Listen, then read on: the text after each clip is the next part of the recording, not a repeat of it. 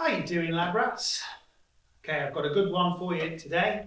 It's a little bit unusual in that I've already done it, so I'm going to have to remove it to show you what I did and how I did it.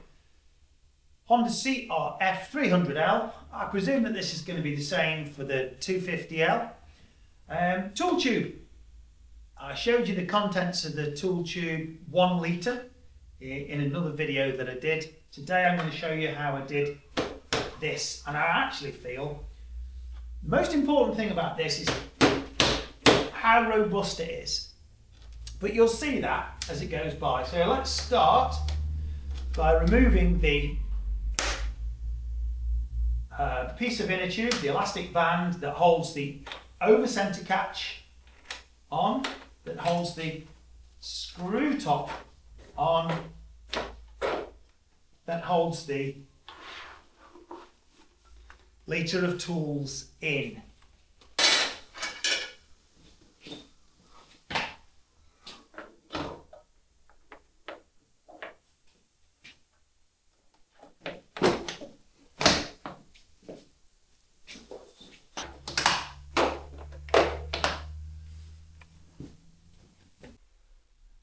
Okay, now this is the bit that you can't normally see.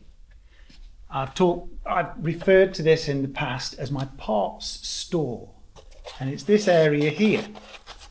It's not completely dust free, but you can see that I've added a piece of aluminium there and a piece of aluminium there to seal this box, which previously housed these electrics. Now, we've got room for the electrics just there. Not getting in the way of anything. Not getting in the way of the air intake or anything like that. So all I've done is simply pop them to one side. Even this little relay here used to stick out, and now it's reversed. So I've just got this room. Just been to the shelf and grabbed off the stuff that I usually carry underneath this. So we've got a little bit of space just there. Why not put some rim protectors in? You don't have to, put whatever you want in. But we've got some space, and if you've got a flat tyre, you've got some time on your hands as well. Pop them to one side. In here is my puncture repair kit. Okay.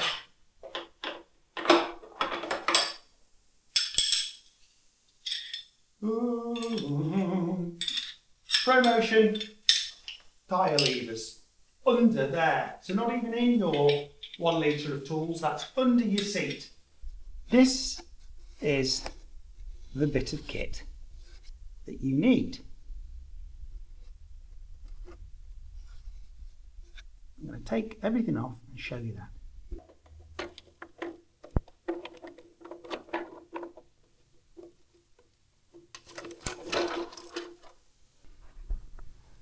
So there's the bracket that we're going to make. That's where it fastens onto the frame. And there it is. That goes on the bike there. Let's mark it up. Can you see? There you go. Right. Okay. Get your bit of Dexian. Mark it up.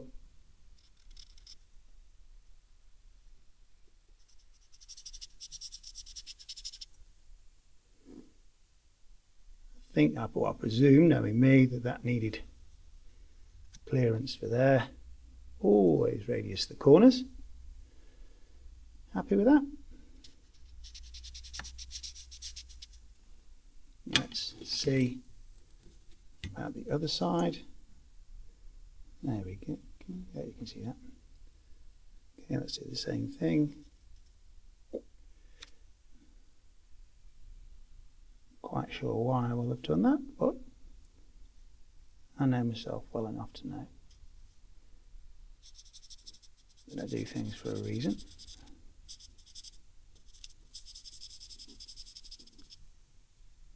Radius that. Obviously this is scrap, so make sure that you've got a bit that's the right length.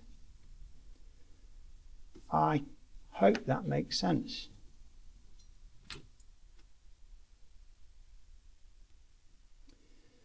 Right, let's go over to the bike and I'll show you the points I use for mounting it. I forgot to say, your standard toolbox, your genuine Honda toolbox. Let's unlock it. It's nice that it's locking. Let's unlock it and take a quick peek inside. Let's look at how that compares with the 1 litre toolbox. Can we get anything like the same amount of tools in our genuine Honda toolbox as we can in this one? It actually looks deep, it looks really deeper, but no, you wouldn't fit them in there. That's why we've done this. So here's the bracket, and it goes up to this hole here. Point to it. Ta-da. That hole is already in your bike, and it goes up to, let's pop you on. Oh, there we go, there it is. So that little bracket is already there under your seat, just waiting for you to use it to hold your tool tube on. I have put a nut cert. I have drilled through there, and I have reinforced the other side of it with, I was going to say aluminium, but that's not aluminium, that's galvanized steel. That looks like 1mm gal steel. So I don't think that riv nut or nut cert is ripping out of this plastic unless it rips that steel with it, which I don't think it's going to do. The plastic itself is held on quite securely just there, and also with that other nut. Now just here, this bit of red paint is what I've put on because I've removed the helmet lock. I'm not a huge fan of helmet locks. You know, if you want a helmet, you're just going to cut it off anyway. I also don't mind carrying my helmet with me. So, and that was getting in the way, so I just cut that off and just put a bit of paint over it to prevent it from rusting. You need these clamps here to support this, okay? It will not support itself on just these plastic end pieces. I have done it, I have tried it. This is actually Mark II, and I have previously mounted this like that. I thought, oh great, that's even easier. The tyre hit it, the tyre wore through it. So it does need to be on the side like that. Not like that, just mounted onto the plastic. It has to go on the bracket like that, because as soon as you get the weight in, these just bend. So it needs supporting in the middle with these stainless steel clips that themselves need something to grab onto, that is this bracket. I'm just putting it back together after showing you. I just thought I'd better focus on the holes, okay? So that hole there, try and dig this. Oh, there we go, right. Center hole. That hole is existing. It comes already with that hole there. So I've drilled off to one side. This end comes pre-drilled with 3 holes, and I've used that one there. Slide that over the top of that. Once you've got the lid tightly closed, and you've got your over center catch held behind your pipe clamp, you can mark up where to put the other end of that over center catch. I think that needed a little bit of a bend in it just to clear that area there. And because that's where the thread is, that's why I put it there. You can't screw it into just there because that's where the thread is, and it will stop it from screwing on. So I hope that makes sense. And then, yeah, just to stop that getting caught, trees and branches, I put that over. But I also do sometimes put a little lock through there. There we go, all back together.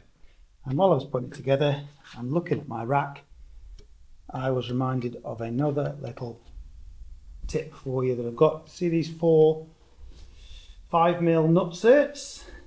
They are spaced correctly for holding a 3.5 litre fuel can on the back there.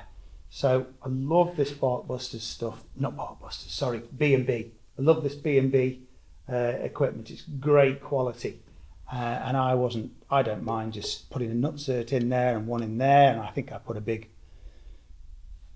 piece of timber, plywood on it for carrying extra camping gear, and then put these nutserts in here for, say, that fuel can. And I think I used some of these holes for putting in one of those little grab straps. So these things are great, and just don't worry about adapting something just because it's great as it arrives. If you find that you could do with an extra hole in it or something like that, you know, get in there and then share your tips with someone else. Hope this has been some use.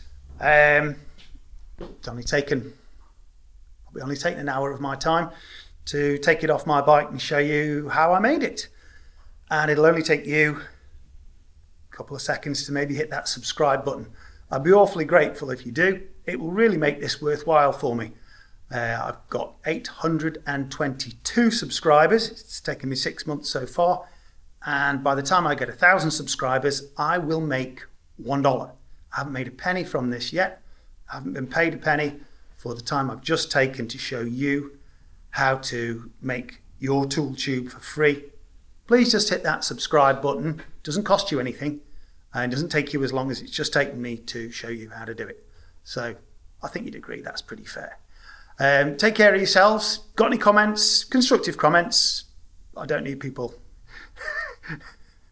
They walk among us. They walk among us. Yes, and they all have keyboards as well. But if you've got anything useful or constructive to say, I'm all ears, all eyes, I suppose, because it's red. Take care of yourselves. I hope that's useful.